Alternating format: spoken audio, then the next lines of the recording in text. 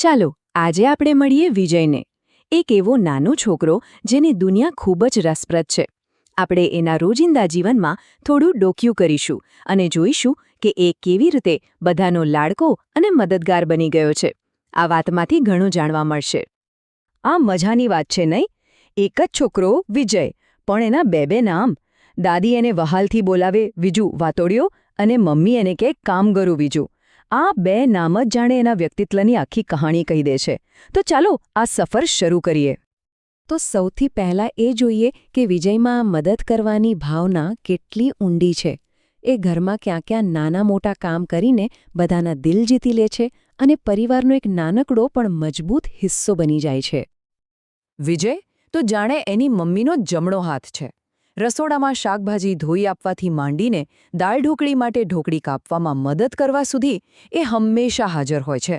અને એટલું જ નહીં, મમ્મી જ્યારે ચિત્રકામ કરતી હોય ત્યારે પણ મદદ માટે તૈયાર. અને જુઓ તો ખરા, મમ્મી ઓફિસ જતે વખતે પાકીટ ભૂલી ન જાય એનું પણ ધ્યાન રાખે છે. આ બતાવે છે કે એ કેટલો જવાબદાર છે. અને વાત ખાલી મમ્મીની નથી, પપ્પાને પણ એટલી જ મદદ કરે છે. પપ્પા બહાર જવા તૈયાર થાય એટલે એમનો રૂમાલ, મોબાઈલ, ટોપી બધું હાજર કરી દે. અને ઘરમાં પથારી સરખી કરવામાં પણ હાથ બટાવે છે. ખરેખર એ કોઈ પણ કામને નાનું નથી ગણતો. આ દ્રશ્યો તો જુઓ, ખરેખર દિલને સ્પર્શી જાય એવા છે.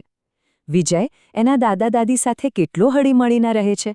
એમની સાથે બેસીને લસણ પાપડી ફોલવી, બગીચામાં દાદાજીને પાણી પાવામાં મદદ કરવી, આ બધું વડીલો માટેનો એનો પ્રેમ અને આદર બતાવે છે.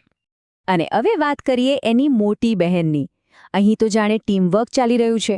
બંને ભાઈ બહેન સાથે મળીને ઓસરી વાળે છે, પગલું છણિયું ખંખેરે છે. આ માત્ર કામ નથી, પણ સાથે મળીને ઘરની જવાબદારી નિભાવવાની એક સુંદર રીત છે. આનાથી જ તો સંબંધો વધુ મજબૂત બને છે. આપણે એ તો જોયું કે વિજય બીજાની કેટલી મદદ કરે છે, પણ સવાલ એ છે કે શું એ પોતાના કામ જાતે કરે છે? ચલો હવે એના વ્યક્તિત્વના આ પાસા પર એક નજર નાખીએ અને જોઈએ કે એ પોતાની જવાબદારીઓ કેવી રીતે નિભાવે છે. પોતાનું સ્કૂલ બેગ જાતે ગોઠવવું, પોતાના વાળ ઓળવા, જાતે જ કપડાં પહેરીને તૈયાર થઈ જવું અને પછી જાતે જ સ્કૂલે જવું. આ બધી બાબતો ભલે નાની લાગે, પણ એ વિજયની આત્મનિર્ભરતા બતાવે છે. એ બતાવે છે કે એ હવે મોટો થઈ રહ્યો છે અને પોતાની સંભાળ જાતે લઈ શકે છે. ચાલો આટલી બધી કામની અને જવાબદારીની વાતો પછી હવે વિજયની એક મજેદાર વાત જાણીએ. આ કિસ્સો એના પાત્રમાં એક નવો અને રમૂજી રંગ ઉમેરશે. આ તો જુઓ કેવી મજાની વાત છે. એક તરફ વિજય હજુ નાનો છે એટલે એને એની મમ્મી નવડાવે છે, પણ બીજી તરફ એ પોતે ઘરમાં જે પાળેલો કાચબો છે એને નવડાવવાની જવાબદારી લે છે. આ નાનકડી વાત એની જવાબદારીની ભાવનાને કેટલી સુંદર રીતે બતાવે છે, ખરું ને? તો વિજયની આ બધી વાતો પરથી આપણને શું સમજવા મળ્યું? ચાલો હવે થોડો ઊંડાણમાં ઉતરીને વિચારીએ કે આખી વાતનો સાર શું છે.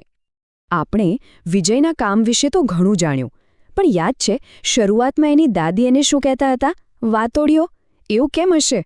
શું એ કામ કરતાં કરતાં ખૂબ વાતો કરતો હશે કે પછી દાદી સાથે બેસીને આખા દિવસની વાતો કરતો હશે? એનું આ પાસું પણ એના વ્યક્તિત્વને વધુ રસપ્રદ બનાવે છે. અને હવે આવીએ મુખ્ય વાત પર. અત્યાર સુધી આપણે જે કંઈ જોયું, ઘરના દરેક સભ્યને મદદ કરવી, પોતાના કામ જાતે કરવા, આ બધું જોયા પછી હવે કોઈને એ સવાલ થાય ખરો કે એની મમ્મી એને કામગરો શા માટે કહે છે?